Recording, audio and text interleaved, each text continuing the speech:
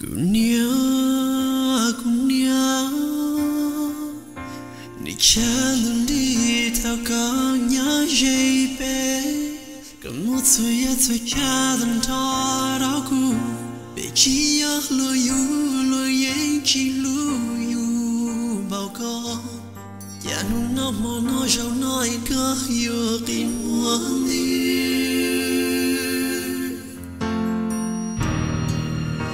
Từ thế ở cùng bao ya Là có chi xa Tại cô yêu Cả chi na Cũng như ta xiang Yêu sao lý nó Chỉ nào mu Chỉ một câu lời tiếc tiếc cùng nhau Chẳng có thứ là chỉ ao cùng nhau Tiếc có thứ là chỉ bỏ cùng nhau Một sự khó là chỉ mua cùng nhau Lúc sao tao là chỉ ao nhau lúc xưa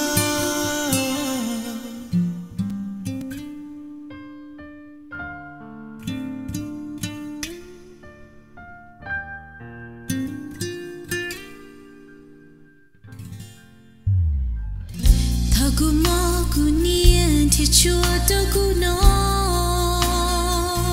thao ku mau ku nian lỡ ku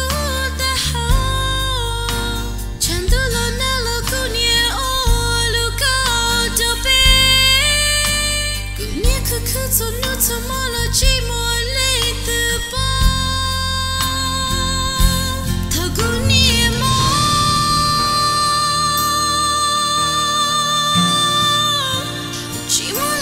sẽ ta cho cô nia thao cô nia có lo chỉ một lý từ ta nếu nó cô nia ta ba từ khoa ta cho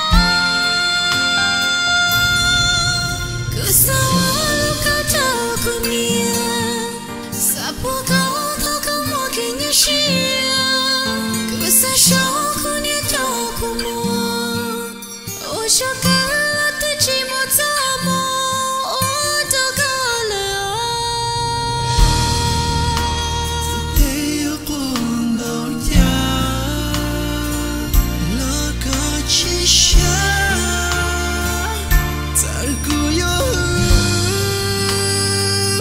cả chỉ na cũng như ta xiang yêu sao chỉ có thứ là chỉ ao cùng nhau, chỉ có thứ là chỉ bỏ cùng nhau, một sự khó là chỉ mua cùng nhau, lúc sao tao là chỉ ao nhau lúc xưa. Cứ sao lúc cao thao cùng nhau, sa po cao thao cao mua cái nhà xia, cứ sao sao cùng nhau thao cùng mua, ôi cho cả